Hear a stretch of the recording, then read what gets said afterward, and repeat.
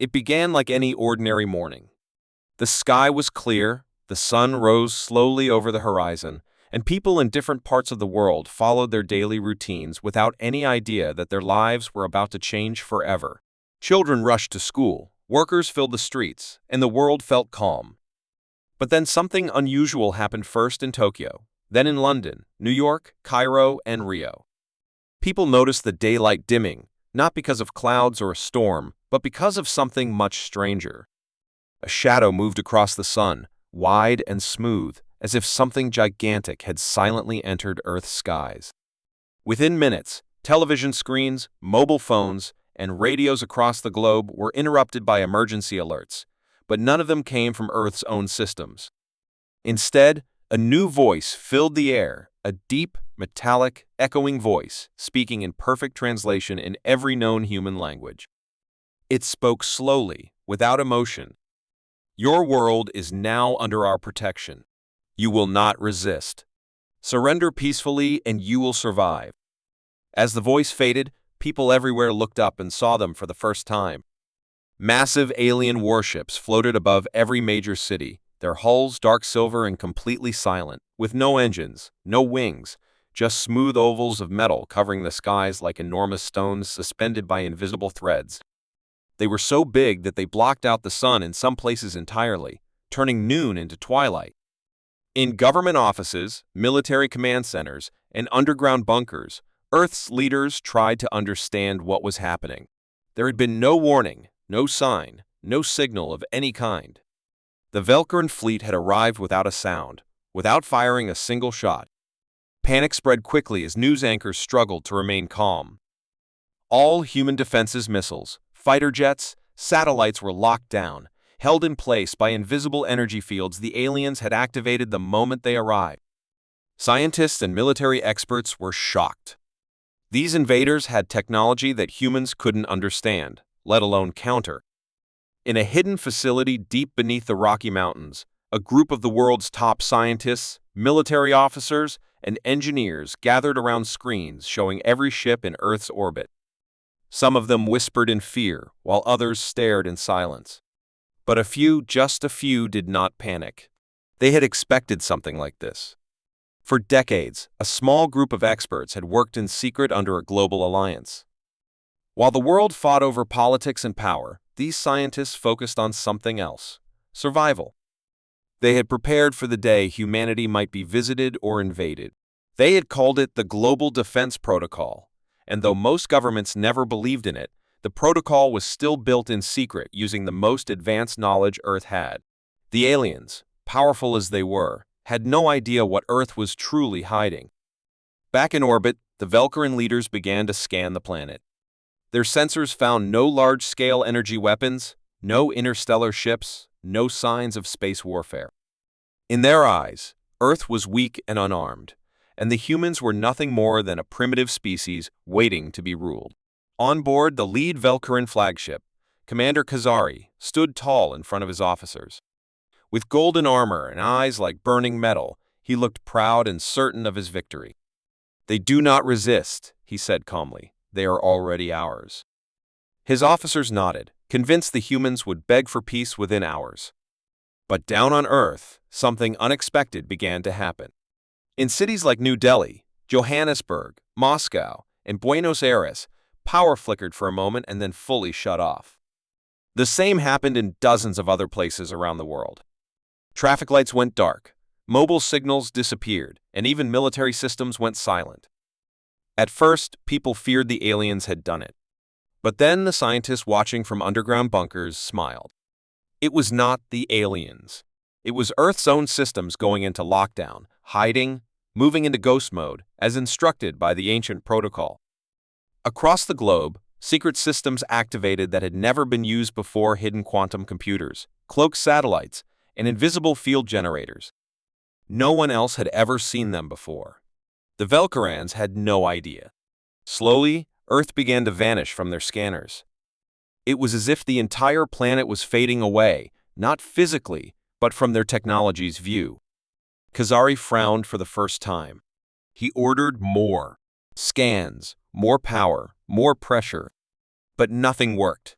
Human networks disappeared, military sites vanished from sight, and the alien fleet was suddenly flying blind. As confusion spread in the alien command, Earth remained quiet. No counterattack. No message. Nothing. The humans didn't scream or beg. They didn't fight. They simply waited. And in that silence, something began to change in the minds of the Velcaron officers.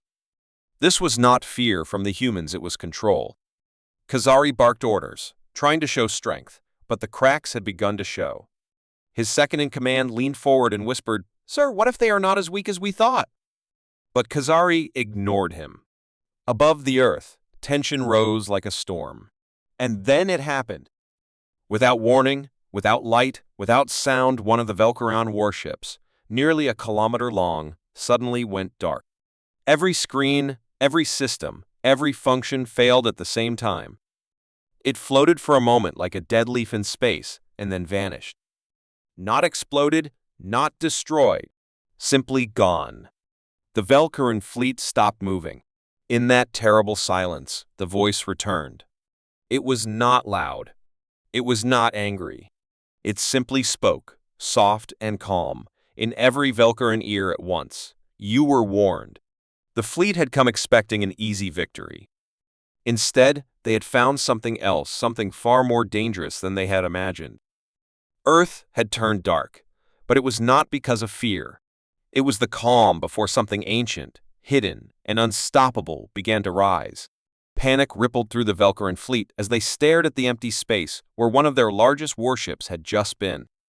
No explosion, no debris, no energy reading, it was simply gone, like it had never existed. Commander Kazari stood frozen at the center of his command bridge, eyes wide, hands clenched behind his back, trying to process what had just happened. His officers ran scans and shouted theories, but no one could explain the sudden disappearance. The systems that had once shown Earth's surface in crystal clarity now returned only static. It was as if the planet had wrapped itself in a cloak of shadows, invisible to even the most advanced alien sensors. Silence followed, but it was not the kind that brought peace, it was the kind that wrapped itself around the Velcarans' throats like a tightening rope. Earth had not responded with words, missiles, or a cry for mercy. It had removed a ship the size of a floating city without any visible action. Something ancient and hidden had stirred, and the Velcarans could feel it watching them from the planet below. On board the alien command vessel, fear crept in slowly, not through an enemy charge, but through the stillness of Earth's response. The fleet, once proud and overwhelming, now looked fragile as it hovered above a quiet world that gave away nothing. Kazari ordered all ships to enter high alert, to ready weapons, to prepare countermeasures, but deep inside, he knew none of it would matter, not when they couldn't even detect the threat. Earth remained silent, not out of weakness, but because it didn't need to speak. Far below, in the depths of Earth's hidden bunkers, ancient systems hummed to life, long dormant defense programs awakening after years of sleep. Engineers and scientists watched as artificial intelligence systems, the kind banned from public use, began to activate. These machines didn't speak or wait for orders. They already knew what needed to be done. Quietly, invisible drones the size of insects spread across the globe, blending into the wind, the oceans, and even the rain. Satellites once disguised as space junk repositioned themselves in low orbit, their lenses locking onto each Velcaran ship without ever revealing their presence. Earth wasn't fighting back in the way the Velcarans had expected. It was listening, watching, calculating. Every heartbeat, every heat signal, every energy pulse from the alien ships was being recorded and analyzed. The humans knew they could not match the Velcarans in brute power, but power wasn't everything. Intelligence, patience, precision. The Global Defense Protocol had been designed not for open war, but for situations exactly like this. It didn't rely on armies or tanks, but on shadows, silence, and secrets.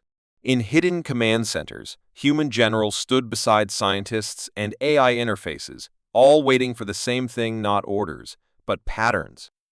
And soon, one began to form. The Velcaran fleet, despite its advanced design, operated on a network. Each ship was linked, each mind connected to Khazari's central command hub. That link, once their greatest strength, had now become a weakness. Earth systems had already found it. Somewhere in orbit, an undetectable signal was sent, riding on frequencies too deep for Velcaran tech to recognize. It wasn't an attack, it was a test. A probe. It slipped past their shields, touched the edge of their network, and returned. And what it brought back was all Earth needed. Within seconds, Earth's A's mapped the Velcaran communication grid. They didn't disrupt it, not yet. They simply studied it, waiting for the perfect moment. Meanwhile, Khazari sat in his command chair, reviewing footage of the missing ship over and over, trying to find anything that could explain its disappearance. His officers were growing nervous. One of them, younger and less hardened by war, finally spoke up. "Commander, perhaps we should begin negotiations."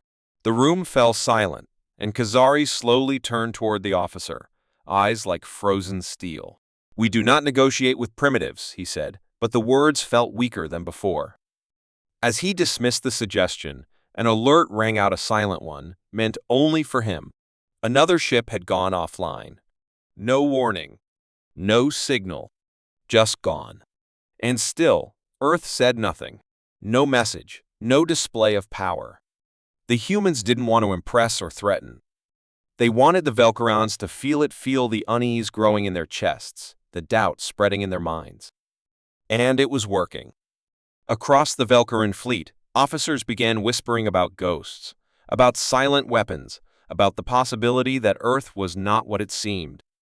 Some suspected the humans had help, that another ancient power had hidden itself among them. Others began to think the worst, that Earth itself was alive, and they had made the mistake of waking something that should have been left alone. Still, Khazari refused to retreat. He ordered every ship to move into a tighter formation, to lock weapons on Earth's surface, and prepare for a display of force. "We will show them what it means to defy the Empire," he growled. But even as the ships aligned, ready to fire, Earth still said nothing. It was not fear, it was confidence. That silence, more than any weapon, was what began to break the Velcarans.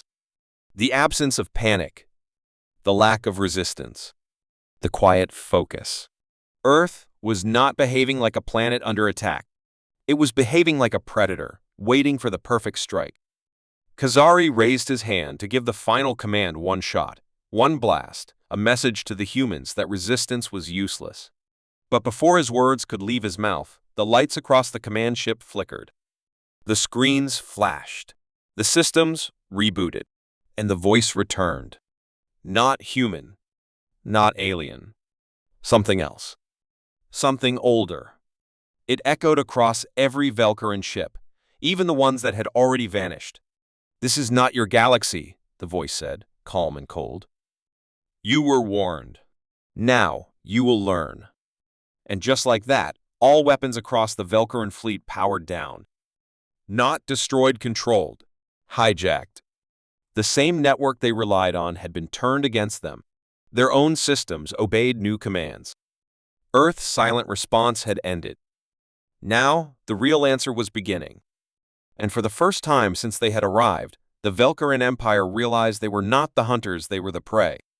The Velcaran fleet hung motionless in the dark vacuum of space, caught in a terrifying silence that had swallowed their once confident voices and booming engines. No one dared move, no one dared breathe loudly. Fear was an invisible weight pressing down on every soul aboard the ships. Commander Khazari sat frozen in his command chair, his mind racing yet strangely blank as the strange voice echoed in his ears, cold, unyielding, and filled with a warning that chilled him deeper than any cold of space. Their weapons were no longer theirs. Their systems obeyed commands from an unknown source. It was as if Earth had reached through the void and taken control of their very souls, leaving them puppets dancing on invisible strings. Across the fleet, ship after ship experienced the same horror, engines shutting down without explanation, weapon systems locked in an unbreakable hold, and communication channels overridden by a signal they could not block or understand. Panic began to rise among the ranks, a silent terror that could not be seen but felt in every heartbeat. The bravest officers, who had faced war and death countless times, now trembled at the helplessness that gripped them. The void between stars suddenly felt vast and endless, filled not with the thrill of conquest, but with the cold embrace of defeat. Below decks, soldiers prepared for battle that would never come, their hands trembling over cold weapons that refused to fire. The silence of space became a prison, and every minute that passed deepened the dread. Earth, or whatever force ruled it, did not rush to finish them. Instead, it watched and waited with the patience of an ancient predator. The Velkarans were no longer the hunters. They had become the hunted. Commander Kazari struggled to maintain order, but the flickering lights and failing systems made his voice sound hollow and distant. The crew avoided his eyes, as if looking at him meant accepting the nightmare was real. Whispered rumors spread through the fleet about ancient weapons hidden beneath Earth's surface, about invisible armies that could tear their ships apart without a single shot fired. Some believed Earth had discovered a power beyond technology, a force that could twist space and time itself. Others dared to wonder if the humans were not alone, that some forgotten gods or forgotten machines had taken the planet as their home and were now defending it with merciless fury. But Kazari refused to accept defeat without a fight. Despite the system's betrayal, he sent one final encrypted message to the nearest Velkaran outpost beyond the outer edges of this darkened space. It was a call for help, a plea for reinforcements, and a warning of an enemy, unlike any they had faced before. Seconds passed with no reply, and the fleet's energy drained as if the stars themselves were turning their backs on them. The emptiness beyond the ships was no longer a place to explore or conquer. It was a void filled with fear and uncertainty. Somewhere deep inside the human command centers, the leaders watched the Velkar in silence with cold satisfaction. Their strategy was not to overwhelm with power, but to break the enemy's will. They had learned from history, wars were not won by weapons alone, but by crushing hope and spirit. This silent response was their greatest weapon. Slowly, Earth began to send subtle signals back into space, not attacks but warnings, encoded messages carried on waves the Velkarans could barely perceive. Each message carried a promise, retreat, or face annihilation. As hours turned to days, the Velkaran fleet's morale deteriorated. The crew began to question their leaders, to doubt their own strength. The great empire, once feared across galaxies, was reduced to a trembling shadow in the vastness of space. Commander Kazari held on to his last shred of hope, an ancient weapon hidden on one of Earth's moons, said to be powerful enough to turn the tide. But reaching it meant risking what little control they still had. The fleet prepared for a desperate strike, knowing full well it might be a suicide mission. In the cold void, every choice was a gamble, every breath a fight against despair.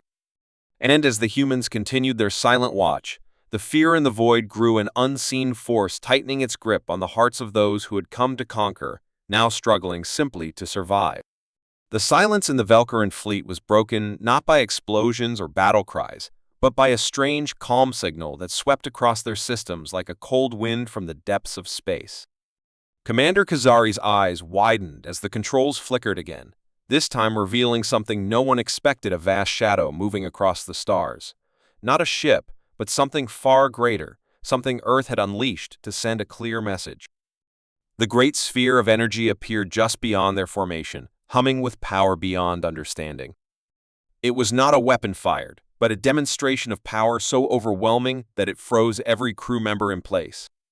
The sphere pulsed gently, rippling with waves of light that warped space itself. The Velkarans could only watch as this strange presence seemed to consume the void, swallowing starlight and bending the darkness around it. Kazari tried to order an attack, to fire their weapons and defend their honor, but every command was blocked, every attempt denied by the systems now controlled by Earth's silent guardians. The sphere's light grew brighter, and suddenly, from its heart, a single beam shot out, directed not at the fleet, but at one of their largest battleships. The beam struck the ship with no visible explosion, no sound, but in moments the vessel vanished, leaving behind nothing but a faint shimmer. It was not destruction, it was erasure, a complete removal from existence. The crew gasped in disbelief and horror. If this was Earth's way of fighting, then no weapon they had was enough to stand against it. The demonstration continued, the sphere moving slowly through the fleet like a ghost passing through walls, touching ships that blinked out without fire or damage. The Velkaran officers were helpless, their pride shattered by this silent but absolute power. Khazari's voice shook as he demanded answers, but none came. The humans remained silent, their presence unseen but their control absolute. Slowly, the meaning became clear. This was not just a warning. This was a promise. The humans could destroy the fleet without firing a single shot if they chose. This demonstration was a lesson in power, a warning to the Velkarans that Earth was no longer a weak planet to be conquered, but a force with ancient secrets and new weapons beyond imagination. Across the human command centers, the generals watched the unfolding events with steady eyes. They knew fear was now the greatest weapon in their hands. The Velkarans would think twice before ever returning to Earth, or any other planet protected by such power. But even as the demonstration ended and the sphere faded into the darkness, the tension did not ease. The Velkaran fleet remained stranded, trapped by invisible chains and haunted by the knowledge that their enemy did not need to fight in the way they understood. Commander Khazari, broken but not defeated, vowed that the Empire would find a way to break free. But as the stars around them dimmed and the void grew colder, the truth was undeniable. Earth had changed the rules of war forever, and the Velkarans were just beginning to understand what it meant to face a truly silent and unstoppable response. The void where the Velkaran fleet once moved confidently now echoed with silence, broken only by the faint hum of disabled ships drifting helplessly in space. Commander Khazari sat in the command room of the remaining flagship, his face pale but his mind sharper than ever. The demonstration from Earth had shattered the old ways of war and left the Velkaran Empire grasping at shadows. No one could deny the truth. The old power of fleets and weapons no longer mattered. The humans had shown a force beyond destruction, a control over space and technology that seemed almost like magic. But from that silence, a new thought began to grow in Khazari's heart, not defeat, but change. The old empire was broken, but perhaps a new order could rise from the ashes. The humans had not only defended their home, they had rewritten the rules of power in the galaxy.